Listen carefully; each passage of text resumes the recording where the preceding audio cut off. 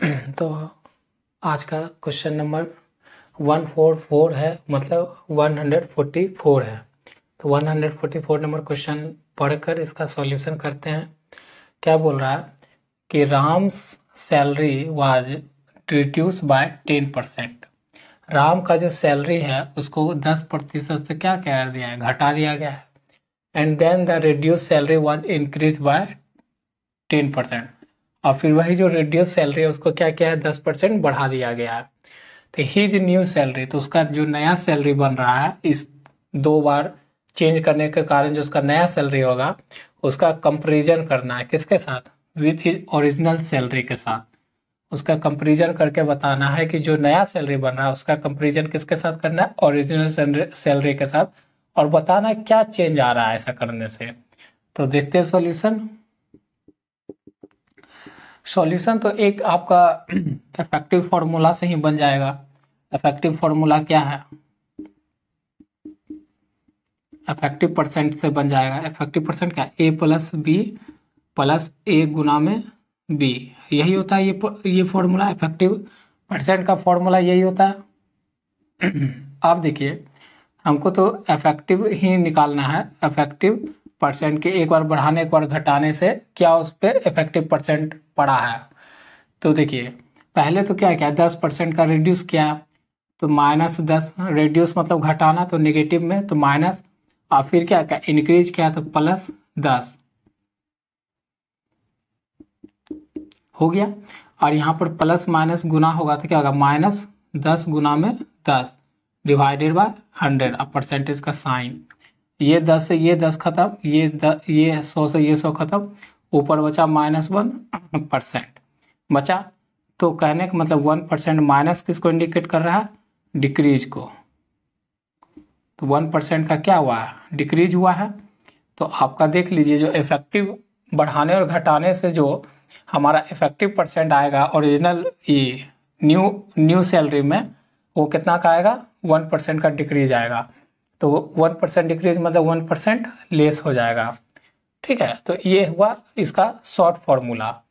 ठीक है, तो ये हो गया 1.4 का शॉर्ट फॉर्मूला। इस तरह से भी, इस तरह का क्वेश्चन इस फॉर्मूला से इफेक्टिव परसेंट से आप लगा के इसका सॉल्यूशन कर सकते हो। चलते हैं अगले क्वेश्चन पर। तो अब हमारा अगला क्वेश्चन है 145। तो 145 नंबर क्वेश्चन को पढ़कर इसका सॉल्यूशन करते हैं। If the price of an article is increase by 50%, मतलब कोई एक आर्टिकल है उसका जो दाम है, मूल्य है, उसमें बढ़ोतरी कर रहे हैं कितना परसेंट का, 50% का। ठीक है, by what fraction must its consumption we reduce, क्या बोला कि अब कितना फ्रैक्शन से उसका कंजम्पशन में कमी करना होगा। ठीक है, so as to keep the same expenditure on it consumption, जिससे कि क्या हो, उस मतलब उस पर जो खर्च आ रहा है वो हमें पहले जितना खर्च होता था उतना ही खर्च अभी भी रहे। ठीक है, तो ऐसा क्वेश्चन हम लोग प्रीवियस क्लास में बहुत सारा किए हैं, अभी भी करेंगे। जितना क्वेश्चन करिएगा उतना आप मैथ में, परसेंटेज चैप्टर में इस तरह के क्वेश्चन पे आप मन में फिर कर पाओगे। ठीक है, जितना प्रैक्टिस उतना आपको पेन उठाने का काम नहीं पड़ेगा। तो क्या है, पहले क्या कर रहा है, आर्टिकल के दाम को बढ़ाया जा रहा है। ठीक है, तो 50% का फ्रैक्शन वैल्यू क्या होता है, 1/2 होता है, हो गया। ये क्या होता है, ये आपका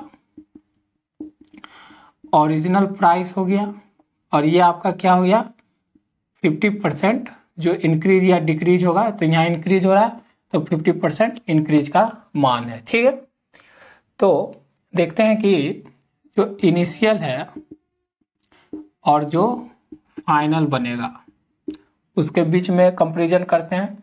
तो प्राइस कितना बढ़ रहा है, 25। देखिए, the price of an article is increase by 25%। तो पहले ओरिजिनल मान कुछ रहा होगा, इनिशियल ओरिजिनल रहा होगा 2, उसमें बढ़ा कितना, 50% बढ़ा। 50% का मतलब 1, तो 2 में 1 बढ़ेगा मतलब 3 हो जाएगा फाइनल वैल्यू प्राइस का। ठीक, ये समझ रहे हैं।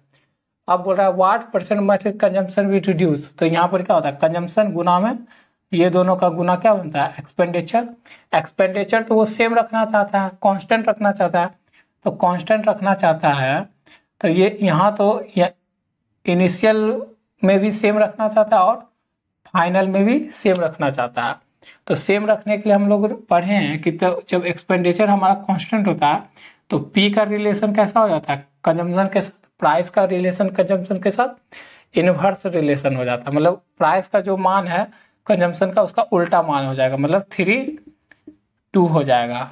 करके देखिए आप, ये कितना हो गया 6, ये कितना हो गया 6 हो गया ना।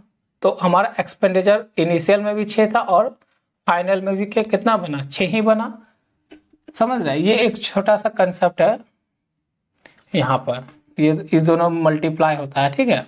तो हमारा क्या आया कि कंजम्पशन का रेशियो आ गया है, ठीक है। अब बोल रहा है कि what fraction must it consumption be reduce, तो कंजम्पशन को कितना रिड्यूस करना होगा। तो कंजम्पशन का एक अलग से निकाल लेते हैं कि पहले 3 था और अब कितना हो गया 2, तो कितना रिड्यूस हो रहा है, इनिशियल से फाइनल में 1 का कमी हो रहा है। कहाँ से कंपेरिजन करेंगे, 3 से। इसका परसेंटेज वैल्यू चाहिए तो फ्रैक्शन को परसेंटेज में जब बदलते हैं तो 100 से गुना करते हैं और परसेंटेज का साइन लगा देते हैं। तो इसको जब इससे काटिएगा तो 331/3% आ आएगा। लेकिन यहाँ सिर्फ हमको क्या पूछा है कि फ्रैक्शन पूछा है। क्या पूछा है देख लीजिए, यहाँ पर फ्रैक्शन पूछा है, यहाँ परसेंटेज में नहीं पूछा है। तो फ्रैक्शन पूछा है तो परसेंटेज हटा देंगे, सिर्फ फ्रैक्शन निकाल देंगे। तो कितना घटा है, तो 1 घटा तो 1 कम हुआ है तो 1, और किस पे से 3 में से तो 1/3 फ्रैक्शन में मतलब रिड्यूस करना होगा, ठीक है। वही बोला ना, what fraction must it consumption be reduce, तो 1/3 हमको क्या करना होगा, कंजम्पशन में कमी करना होगा। तो ऑप्शन आपका यहाँ से राइट क्या हो गया, ऑप्शन सी राइट हो गया। ध्यान दीजिएगा, इस बार परसेंटेज नहीं पूछा, परसेंटेज पूछता तो इससे 100 से गुना और परसेंटेज का साइन, लेकिन यहाँ पर सिर्फ फ्रैक्शन पूछा है कि कमी जो करना है उसका फ्रैक्शन निकालिए। तो 1 कमी हो रहा है किस पे, ओरिजिनल 3 पे, तो 1/3 निकल गया, ये आपका उत्तर हो गया, ठीक है। समझ में आ रहा है। अब हमारा अगला क्वेश्चन है 146। तो 146 नंबर क्वेश्चन पढ़ते हैं और इसका सॉल्यूशन करते हैं। और क्या है 146, इसका पढ़ लेते हैं। If the duty on an article, duty का मतलब आप क्या बोल सकते हो, प्राइस भी बोल सकते हो, कोई बात नहीं है। If the price of an article is reduced by 40%, मतलब कोई भी आर्टिकल है उस पे जो ड्यूटी या प्राइस बोल सकते हैं वो कम कर दिया जा रहा है, कितना 40% से। If it present rate by how much percent must it consumption increases in order that the, क्या बोल रहा है कि आपको प्रेजेंट रेट को किस प्रतिशत में, कितना प्रतिशत में मस्ट बी कंजम्पशन इंक्रीजेज, मतलब कंजम्पशन का प्रतिशत में कितना बढ़ाना होगा, ठीक है, कि हमारा जो रेवेन्यू रिमेन्स अनअल्टर्ड, जो उससे रेवेन्यू जनरेट होता है वो हमारा क्या रहे, चेंज रह जाए। तो रेवेन्यू देख के घबरा जाते हैं बहुत स्टूडेंट्स, सोचते हैं ये कैसा नया क्वेश्चन आ गया। नहीं, इसका जो मूल रूट है ना जुड़ा हुआ, वो आपका इसी फॉर्मूला से जुड़ा हुआ है। कौन वाला, जो हम पढ़ते हैं एक्सपेंडिचर बराबर में प्राइस मल्टीप्लाई कंजम्पशन।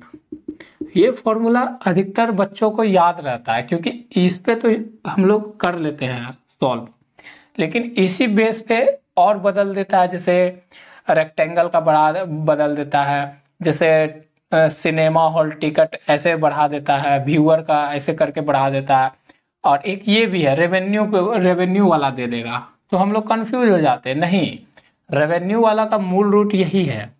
देखिए कैसे, यहाँ आ गया आपका कौन, जितना रेवेन्यू जनरेट होगा, और यहाँ आ जाएगा क्या, जो उस पर ड्यूटी लग रहा है, ठीक है, और यहाँ से आ जाएगा उसका जितना खपत हो रहा है ना। तो यही इक्विवेलेंट फॉर्मूला है, एकदम उसके सेम है, ठीक है। तो जहाँ जहाँ आपको कंसेप्ट है, आपको फंडामेंटल, ये तो फंडामेंटल क्लासेस है, फाउंडेशन क्लासेस है जिससे आपका बेस को फाउंडेशन को मजबूत किया जा रहा है। तो मैं ये सब चीज़ आपको बताते चलूँगा, ठीक है। तो आपका मैथ क्या होगा, इम्प्रूव होगा, मतलब सीख जाइएगा आप मैथ। तो समझ गए, तो ये इसी पे बेस्ड है ये, तो घबराना नहीं है। जैसे इसका क्वेश्चन करते हैं, इसका उसी करना है कि ड्यूटी और कंजम्पशन का मल्टीप्लाई होगा तो हमारा क्या होगा, रेवेन्यू जनरेट हो जाएगा। तो इसको आप मिटा दें हम।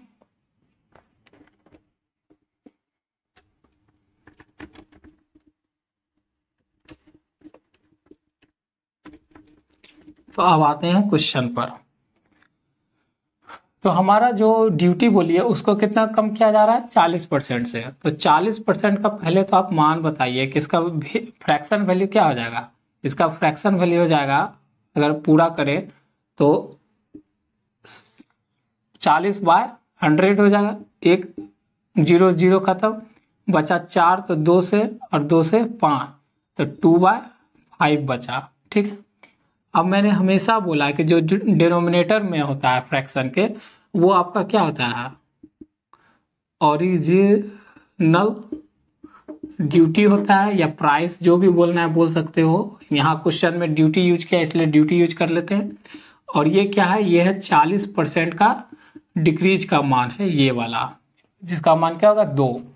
तो यहाँ पर आते हैं, तो अब यहाँ पर लिखते हैं कि जो इनिशियल है और जो फाइनल बना है उसके बीच में किसका, तो ड्यूटी का। तो ड्यूटी पहले कितना, ओरिजिनल मान ही रहा होगा, तो ओरिजिनल कितना रहेगा 5, और उसमें 40% का क्या है, कमी, मतलब 40% का मान कितना है 2। तो 5 में 2 घटेगा तो कितना हो जाएगा, 3 होगा। तो ड्यूटी का तो रेशियो निकाल लिए। अब कंजम्पशन का रेशियो चाहिए, और ये दोनों का मल्टीप्लाई ही हमारा क्या हो जाता है, रेवेन्यू। तो रेवेन्यू तो क्या बोल रहा है कि रेवेन्यू को रिमेन रखना है अनअल्टर्ड, मतलब चेंज नहीं करना है रेवेन्यू को। तो रेवेन्यू क्या रहेगा, दो इनिशियल में भी वही रहेगा तो फाइनल में भी वही रहना चाहिए।